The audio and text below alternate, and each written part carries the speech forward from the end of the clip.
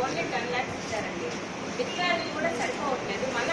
మరి మీరు ముందస్తు చర్యలు లేకుండా, ఏటీఎం లో డబ్బులు లేకుండా, బ్యాంకుల్లో డబ్బులు లేకుండా ఎందుకు మీరు 500,000 రద్దు చేశామని చెప్పేసి అందరినీ ఇబ్బంది పెడుతున్నారు?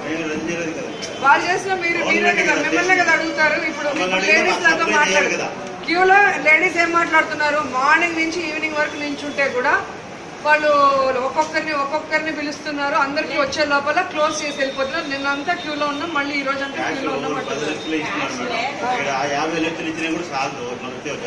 ఇక్కడని కాదు, త్రూ అవుట్ ఏపీ ఇదే ప్రాబ్లం, ఇండియా అంతా ఇదే ప్రాబ్లం. నేను అనేది కనీసం ఇలా చేస్తే అట్లా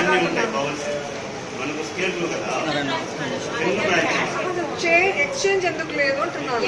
వాళ్ళ దగ్గర ఉన్న డబ్బులు ఎక్స్చేంజ్ చేసుకోకపోతే వాళ్ళు ఎట్లా వాళ్ళ రొటీన్ లైఫ్ ని ఎట్లా లీడ్ చేయొచ్చు?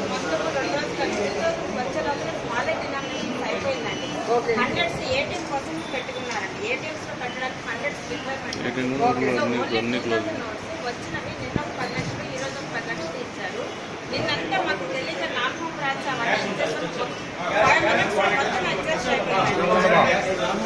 దీన్ని ఓవర్కమ్ చేయడానికి మీ ప్రణాళిక ఏంటి నెక్స్ట్ నుంచి, రేపటి నుంచి? ఈ ప్రాబ్లం చాలా రోజులు ఉంటుంది, ఇది సడన్ గా క్లోజ్ అయ్యే ప్రాబ్లం కాదు. ఒకవేళ అవి లేట్ అయితే ఎన్ని రోజులకి మళ్ళీ ఆ 2,000 ఎక్కడికి పోయి చేంజ్ చేసుకుంటారు? ఇప్పుడు ఎవరి దగ్గర షాప్స్ మీరు చూస్తారంటే టోల్ గేట్స్ క్లోజ్ చేసేసారు. ఈ చిన్న చిన్న వ్యాపారస్తులు క్లోజ్ చేశారు. ఏదైనా కూలి పెట్టుకోవాలి అంటే ఆ చేంజ్లు ఇవ్వలేక వాళ్ళు పనులు లేవు.